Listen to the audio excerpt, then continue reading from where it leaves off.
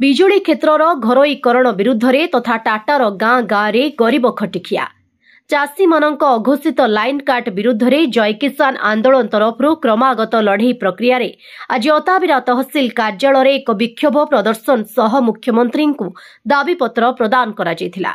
संगठन आह्वान रे अताबिरा ब्लॉक रो विभिन्न गाँव शह शह महिला युवक एवं चाषी माने बजार प्रांगणरू विभिन्न स्लोगान दे एक विशाल शोभा यात्रा रे शहर परिक्रमा करी तहसिल कार्यालय पहुंचीथिले। सेठारे ब्लॉक संपादक जीतू बेहेरांक संचालन रे एक प्रतिवाद सभार आयोजन करा जायथिला। सेठारे तहसिलदार किंबा अतिरिक्त तहसिलदार अनुपस्थित थिबारु सभारे उत्तेजना प्रकाश पाइथिला। अताबिरा ब्लॉक एक जलसेची अंचल होइथिले मध्य चुलधर डडंगापाली नुआबाटी मुड़ा सोना देवाहल आदि गाँव में आज मध्य गभीर नलकूप एवं उठा जलसेचन माध्यम शह शह एकर जमी चाष हेउची। किंतु टाटा पावर बिल असुली नारे सोना गाँवर तीनोटी जाक उठा जलसेचन बिजुली संजोग विच्छिन्न करदेछि।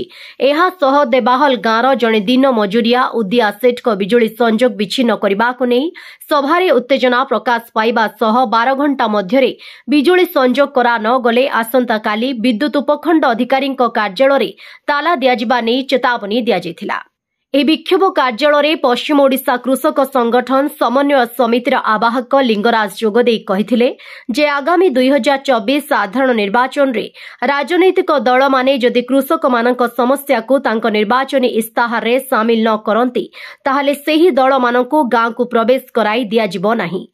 ଗାଁ ଗାଁରେ ସେପରି ସଂଗଠନକୁ ମଜବୁତ କରିବା ପାଇଁ ମଧ୍ୟ କୃଷକମାନଙ୍କୁ ଆହ୍ୱାନ ଦେଇଥିଲେ। श्री लिंगराज आहुरी कहिले जे सारा देशरे एवं राज्यरे सरकार माने कृषक मानक समस्या को गौण करिबा पई श्रीराम श्री जगन्नाथ एवं मां समलेश्वरी को ढाल करुछंती। आमे गाँ गाँ रे प्रति घरे राम जगन्नाथ एवं मां समलेश्वरी को पूजार्चना करुछु। दल माने जय श्रीराम जय जगन्नाथ तथा जय समलेश्वरी कही भोट ठकिबा बंद करी जय किसान कहिबे कि नाही बोली प्रश्न करथिले। दलमान जय किसान कहवा सह चाषीर दाबी को तांको इस्ताहार रे अंतर्भुक्त करंतु नहेले गाँ को पशि पारिबे नाही बोली चेतावनी देथिले। एही कार्यक्रम रे कृषि क्षेत्र में व्यवहृत बिजुली संपूर्ण छाड़ घोषणा करा जाऊ। प्रत्येक परिवार को 300 यूनिट बिजुली बिल छाड़ करा जाऊ। बिजुली क्षेत्र में घरोईकरण बंद करा जाऊ। धान क्विंटाल प्रति 1000 टंका बोनस दिया जाऊ। स्वामीनाथन कमिशन रो सुपारिश क्रमे उत्पादन खर्बर 1.5 गुण मूल्य दिया जाऊ। एमएसपी को आईनगत मान्यता दिया जाऊ एवं कृषि ऋण छाड़ करा जाऊ।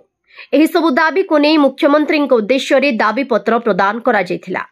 एही कार्यक्रम रे अन्यमानक मध्यरे जय किसान आंदोलन रो जिला सभापति सुशील कुमार साहू, साधारण संपादक हर बणिया, वरिष्ठ चाषी नेता शिव प्रसाद प्रधान, भंजन बारिक, अरुण कुमार साहू, अरुण प्रधान, किशोर साहू, कुना बेहेरा वक्तव्य प्रदान करबा सह कार्यक्रम रो संचालन करथिले।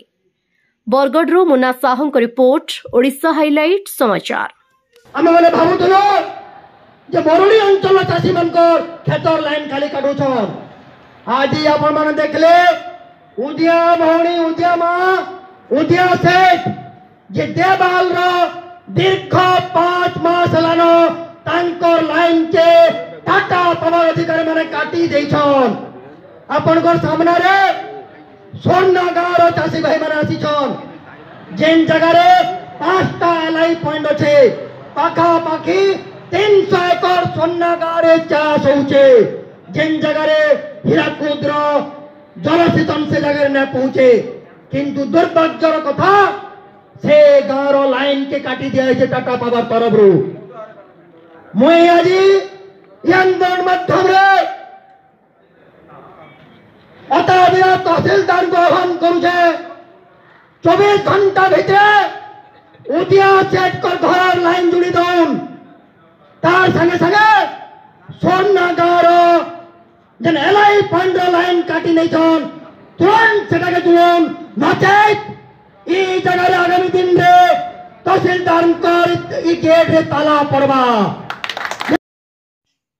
खबर दुनिया रे जोड़ी हेबा पई सब्सक्राइब करंतु ओडिशा हाइलाइट समाचार को आउ दबे दियंतु बेल आइकन को सर्वप्रथमे खबर पाइबा पई।